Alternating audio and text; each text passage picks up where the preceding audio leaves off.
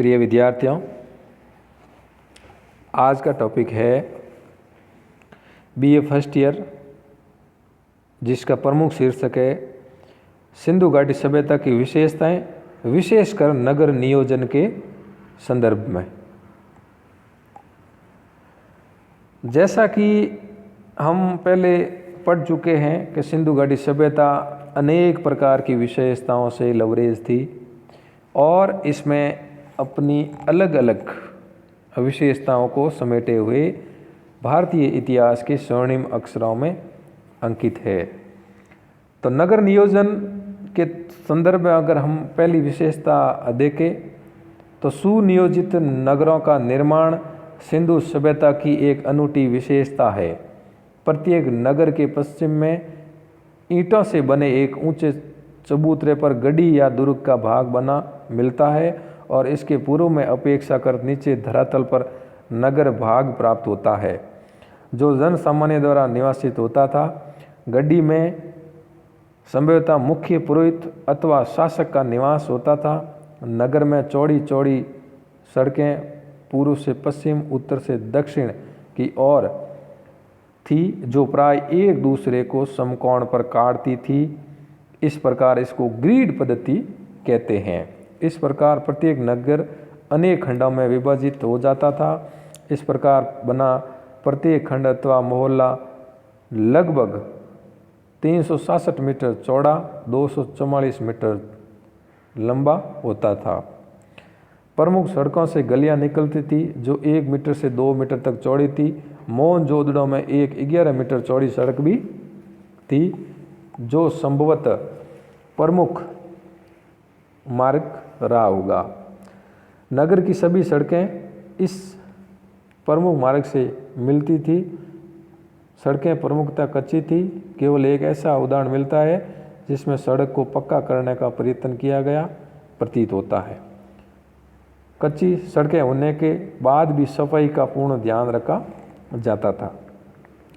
सड़क के किनारे पर नालियां होती थी जो पक्की एवं ढकी थी। इन नालियों के द्वारा गंदा पानी नगर के बाहर पहुंचाया जाता था। इन नालियों में थोड़ी दूर पर शोषक कूप भी थे ताकि कूड़े से पानी का बहाव रुक न सके। इस नगरीय सरकार के प्राधिकार अवश्य इतने सुदृढ़ होंगे कि यह नगर नियोजन के उपनियमों का पालन करवा सके। भवन निर्माण कला, सड़कों तथा गलियों के दोनों ओर एक निश्चित योजना के अनुसार भवनों का निर्माण किया जाता था।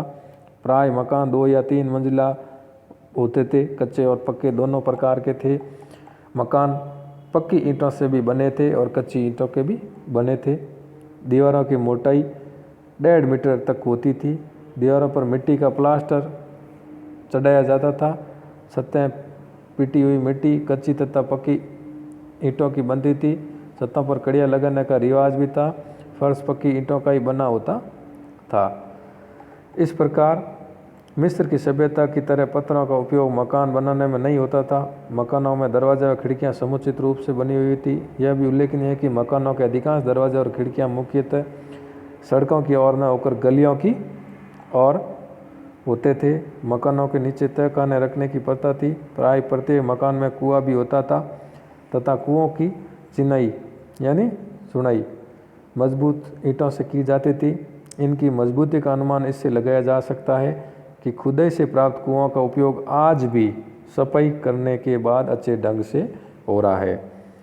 सार्वजनिक अथवा राजकीय भवन सिंधु सभ्यता संबंधी प्रदेशों के उत्खनन के परिणामस्वरूप यह तथ्य प्रकाश में आया कि साधारण मकानों के अतिरिक्त वहाँ पर राजकीय या सार्वजनिक सभा भवन भी होते थे। 20 स्तंभों पर निर्मित लगभग 71 मीटर लंबा और इतना ही चौड़ा एक विशाल भवन मिला, जो शायद सार्वजनिक सभा भवन और नगर संघ कार्यालय दोनों के प्रमुख कार्यों के रूप में प्रयोग होते थे। मैं के उसे व्यापारिक मंडी और जॉन मार्शल उसे धार्मिक स्थल मानते हैं। विशाल स्नानागार, यह मोहनजोदड़ो की सबसे महत्वपूर्ण इमारत है। यह स्नानागार 39 फीट लंबा, 23 फीट चौड़ा और 8 फीट गहरा था। इस स्नानागार में जाने के लिए दक्षिण और उत्तर की ओर ईंटों की सीढ़ियां बनी हुई थी। इस स्नानागार की दीवारें और फर्श पक्की ईंटों का बना था। फर्श और दीवारों को जिप्सम से जोड़ा गया। स्नानागार के पश्चिमी दक्षिणी कोने में एक महत्वपूर्ण नाली थी जिसके द्वारा पानी की निकासी होती थी। इस प्रकार मैके ने इस स्नानागार के बारे में कहा कि स्नान पुरोहितों के स्नान करने के लिए थे, जबकि मुख्य जलाशय सार्वजनिक प्रयोग के लिए होते थे। विशाल अन्नागार, मोहनजोदड़ो और हड़प्पा के से विशाल अन्नागार के अवशेष मिले। मोहनजोदड़ो का अन्नागार सबसे बड़ा था, 45.71 मीटर लंबा और 15.23 मीटर चौड़ा था। हड़प्पा का अन्नागार दुर्ग के बाहर अवस्थित था। यह ऊंचे चबूतरे पर बना हुआ था और इनके 2 खंडों में विभाजित था। प्रत्येक खंड में 6-6 की 2 पंक्तियों के भंडारण कक्ष थे। उल्लेखनीय है इस तरह के अन्नागार मेसोपोटामिया के नगरों में थे। इसके अतिरिक्त लोथल में पक्की ईंटों से निर्मित एक ढांचा था, जिसे SR राव ने गोदी या डक यार्ड यानी बंदरगाह का एक महत्वपूर्ण हिस्सा माना है। धौलावीरा से 2 विशाल जलाशयों के अवशेष मिले, जो दुर्ग के पश्चिम और दक्षिण भाग में है। धौलावीरा से एक विशाल स्टेडियम के प्रमाण भी मिले हैं। यह विश्व का प्राचीनतम सबसे बड़ा स्टेडियम जान पड़ता है, जिसका निर्माण का श्रेय सिंधु सभ्यता के निवासियों को है। अगला हम जो बिंदु है वो देखते हैं सामाजिक जीवन या सिंधु घाटी सभ्यता की सामाजिक जीवन की विशेषताएं। सिंधु सभ्यता से प्राप्त पुरातात्विक साक्ष्यों के आधार पर इस काल के समाज की कल्पना की जा सकती है। मोहनजोदड़ो सहित सिंधु सभ्यता के विभिन्न स्थलों से भग्नावशेष बताते हैं कि यहाँ के लोग विलासितापूर्ण जीवन जीते थे। सिंधु सभ्यता का नगरीय जीवन उनकी एक महत्वपूर्ण विशेषता थी। सिंधु नगरों में सामुदायिक जीवन एवं जन स्वास्थ्य की आवश्यकताओं के प्रति गंभीर जागरूकता परिलक्षित होती है। उल्लेखनीय है कि हड़प्पा की खुदाई में छोटे बड़े मकान सभी साथ मिलते हैं तथा सभी लोग परस्पर मेल मिलाप से रहते थे। सामाजिक संगठन, पुरातात्विक साक्ष्यों के आधार पर भिन्न भिन्न वर्ग के लोगों का अस्तित्व स्वीकारा गया। उनकी सामाजिक स्तर पर एक समान नहीं था। कुछ लोग उच्च वर्ग के थे तो अधिकांश साधारण एवं निम्न वर्ग के थे। शिल्पकारों में कुंभकारों का विशेष महत्व रहा। व्यापारिक का प्रमुख एवं प्रभावशाली स्थान रहा होगा, किंतु कृषकों एवं श्रमिकों की अधिक संख्या रही होगी। पुरोहित वर्ग की उपस्थिति का सहज ही अनुमान लगाया जा सकता। नारी की स्थिति, ठोस साक्ष्यों के अभाव में समाज में नारी के स्थान पर समुचित प्रकाश डालना संभव नहीं है, लेकिन विद्वानों का अनुमान है कि सिंधु समाज में नारी का महत्वपूर्ण स्थान था।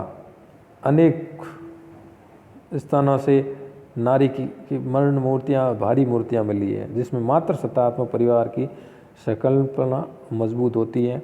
इस स्थिति में स्त्रियों की समाज या परिवार में उच्च शिक्षा और उच्च स्थिति का अनुमान लगाया जा सकता है। भोजन, सिंधु समाज के लोग भोजन में गेहूँ, जौ, दूध, मांस आदि खाते थे। अब मान लिया गया है कि उनकी खाद्य सामग्री में चावल भी शामिल थे, क्योंकि चावल इससे पूर्व भी मिले हैं। वे भेड़, बकरी, सुअर, मुर्गा, बतख, कछुआ, घड़ियाल या मछली के मांस का सेवन करते थे। वेशभूषा एवं आभूषण, स्त्रियों की मरण मूर्तियों से उसकी वेशभूषा की जानकारी मिलती है। इन मूर्तियों में उनके शरीर का ऊपरी भाग वस्त्रहीन है और अधोभाग में उन्हें घुटनों तक घाघरा की तरह एक घेरेदार वस्त्र पहने दिखाया गया है। प्राप्त पुरुष मूर्तियाँ अधिकांश नग्न है। मोहरा पर उसके कटी प्रदेश पर पतला सा वस्त्र दिखाई दिया गया। कुछ मूर्तियों में पुरुषों के ऊपर शॉल जैसा वस्त्र ओढ़े हुए दिखाया गया है और बाएं कंधे को ढकते हुए दाहिनी कांख से नीचे निकाला गया है। सूती वस्त्र पहनते थे। इस प्रकार सिंधु सभ्यता के निवासी आभूषणों के अत्यधिक शौकीन थे। धनाढ़ी और स्त्री पुरुष दोनों ही आभूषणों में समय से अलंकार करते थे। आभूषणों के बनाने में सोना, चांदी, तांबा, हाथी दांत, विविध एवं बहुमूल्य पत्थरों का प्रयोग होता था। अंगूठी, कड़े, कंगन, कंटार, कुंडल आदि आभूषण स्त्री और पुरुष दोनों ही धारण करते थे। सौंदर्य प्रसाधन, पुरुषों में कुछ लोग दाढ़ी मूंछ रखते थे, कुछ हजामत कराते थे। पुरुष सामान्य सिर के बीचों बीच पुरुष सामान्यतः सिर के बीच बाल बनाते थे। महिलाएं कई प्रकार के आकर्षक केश विन्यास से परिचित थी। जूड़ा, चोटी, खुले आदि प्रकार से केश संवारे जाते थे। बालों को संवारने के लिए कंघियों का मुख छवि के लिए कांच के दर्पण का प्रयोग करते थे। ऐसा प्रतीत होता है कि हड़प्पा सभ्यता में महिलाएं सौंदर्य और श्रृंगार संस्कृति पर काफ़ी वक्त व्यतीत करती थी। स्त्रियां मुख लेप, जिसको हम आज फेस पाउडर कहते हैं, अन्य सामग्री का भी प्रयोग करती थी। मनोरंजन के साधन के तौर पर सिंधु सभ्यता के निवासी आमोद प्रमोद के मुख्य साधनों में जुआ खेलना, शिकार खेलना, नृत्य करना, वाद्य यंत्र बजाना, मुर्गों की लड़ाई आदि करवाते थे। औषधियाँ, कुछ इतिहासकारों का विचार है कि सिंधु सभ्यता निवासी विभिन्न औषधियों से परिचित है। उल्लेखनीय है कि सिंधु सभ्यता में खोपड़ी की शल्य चिकित्सा के भी उदाहरण कालीबंगा या लोथल से प्राप्त होते हैं। गृहस्थी के उपकरण, सिंधु सभ्यता के निवासी घड़े, कलश, थाली, गिलास, चम्मच, मिट्टी के कुल्हड़, कभी कभी सोने, चांदी या तांबे के बर्तनों का प्रयोग करते थे। आर्थिक जीवन, सिंधु सभ्यता की अर्थव्यवस्था उन्नत कृषि व्यवस्था, पर्याप्त मात्रा में कृषि उत्पादन, पशुपालन, विभिन्न उद्योग धंधों में दक्षता एवं समृद्ध आंतरिक और विदेशी व्यापार पर आधारित थी। कृषि, सिंधु सभ्यता के निवासियों का मुख्य व्यवसाय कृषि ही था। गेहूँ, जौ, कपास, मटर, तिल, चावल एवं अनेक फल, खरबूज, तरबूज उगाए जाते थे। उल्लेखनीय है कि विश्व के इतिहास में सबसे पहले कपास की खेती सिंधु सभ्यता के निवासियों ने प्रारंभ की थी। पशुपालन, गाय, बैल, भैंस, बकरी, कुत्ता, सूअर आदि पाले जाते थे। इस बात के भी प्रमाण प्रकाश में आने लगे कि सिंधु सभ्यता के निवासी घोड़े से परिचित थे और यह लोथल से घोड़े की 3 मणि मूर्तियाँ मिली है और सुरकोतरा से घोड़े की हड्डियाँ मिली है। उद्योग एवं शिल्प, सिंधु सभ्यता के निवासी आर्थिक जीवन में हस्तशिल्प और उद्योगों को महत्वपूर्ण स्थान प्राप्त था। चर्मकारी, कपड़ा बनाना, बर्तन बनाना, बढ़ईगिरी, मूर्ति आदि प्रचलित थे। व्यापार एवं वाणिज्य, व्यापार वाणिज्य के अंतर्गत मुख्य गतिविधियाँ थी टीन, तांबा, सोना, इमारती लकड़ी, चांदी, बहुमूल्य पत्थर। मेसोपोटामिया से व्यापार करते थे, फारस से ये व्यापार करते थे। व्यापार थल जल दोनों मार्गों से होता था। बैलगाड़ियाँ और नाव का प्रयोग होता था और लोग व्यापार के लेन देन, बाटों और मापों का प्रयोग करते थे। धार्मिक जीवन, सिंधु सभ्यता का प्राचीन धर्म के क्षेत्र में महत्वपूर्ण योगदान था। माता देवी की उपासना, पशुपति शिव की परिकल्पना, मूर्ति पूजा, वृक्ष पूजा, अग्नि पूजा, जल की पवित्रता, तप एवं योग की परंपरा उनके धर्म की ऐसी विशेषताएं हैं जिनके निरंतर हमारे वर्तमान धार्मिक जीवन में देखी जा सकती हैं। धार्मिक जीवन में मातृ पूजा होती थी। मोहनजोदड़ो और हड़प्पा में अनेक नारी की मूर्तियां मिली है और गर्भ से निकलता हुआ एक वृक्ष पौधा दिखाया गया है जिसको हम सृष्टि का सूचक मान सकते हैं। लिंग पूजा, उत्खनन में बहु संख्या में शिवलिंग आकार के पत्थर मिले हैं जिसकी उपासना की जाती थी। पुरुष देवता यानी शिव की आराधना, हड़प्पा की खुदाई में एक ऐसी मूर्ति मिली जिसको आज शिव कहते हैं और इस मूर्ति के 3 मुख, 3 नेत्र हैं, योग मुद्रा में बैठी हुई है और इस देवता पुरुष के 2 सींग भी बताए गए हैं। पशु पूजा होती थी, भैंस, बैल आदि पशुओं के चित्र मिलते हैं। वृक्षों की पूजा होती थी, तुलसी, नीम, बबूल, खैर इत्यादि वृक्षों की। पीपल पूजा जाता था। सूर्य पूजा होती थी। सैंधव क्षेत्र में हुए उत्खनन से प्राप्त अनेक मोहरों पर स्वास्तिक एवं चक्र मिले हैं। साथ ही अग्निशालाओं का भी प्रमाण मिले हैं जिससे पुरातत्व अनुमान लगाते हैं कि सिंधु सूर्य और अग्नि की पूजा करते थे। मृतक संस्कार एवं पुनर्जन्म में विश्वास, मार्शल के अनुसार सभ्यता के 3 प्रकार के शव उत्सर्जन करते थे। पूर्ण समाधि, आंशिक समाधि, दाह संस्कार। पूर्ण समाधि इसके अंतर्गत संपूर्ण शव को पृथ्वी के नीचे गाड़ दिया जाता था। आंशिक समाधि इसके अंतर्गत मृतक को पशु पक्षियों का आहार बनने के लिए खुले में छोड़ दिया जाता था और बच्चे खुच्चे को किसी पात्र में रखकर गाड़ दिया जाता था। दाह संस्कार, इसमें शव जला दिया जाता था। कभी कभी भस्म गाड़ दी जाती थी शवों के साथ। कभी कभी विविध आभूषण, वस्त्र, शस्त्र, अस्त्र आदि रखते थे। ऐसा प्रतीत होता है कि ये पुनर्जन्म में विश्वास रखते थे। जादू टोना, खुदाई में अनेक ताबीज़ मिले हैं जिससे विदित होकर जादू टोना मंत्र तंत्र में विश्वास रखते थे। जादू टोना का प्रयोग बीमारियों को ठीक करने में किया जाता था। कलात्मक स्वरूप के अंतर्गत मूर्ति कला भी थी। देवताओं की मूर्तियाँ थी, पुरुष और नारी की मूर्तियाँ थी, आज शिव की मूर्तियाँ थी। मौर्य भी मिली है। मौर्य सिंधु सभ्यता की सर्वोत्तम कलाकृतियाँ हैं। इस सभ्यता की सबसे प्रसिद्ध है प्रभावशाली पशुपति मौर्य वर्षभ मौर्य है। विभिन्न धातुओं से बनी अब तक लगभग 2000 वर्गाकार मौर्य प्राप्त हुई है मौर्य निर्माण में शैल खड़ी यानी स्टेटाइज का प्रयोग सर्वाधिक देखने को मिलता है, यानी पक्की मिट्टी की बनी मौर्य होती थी।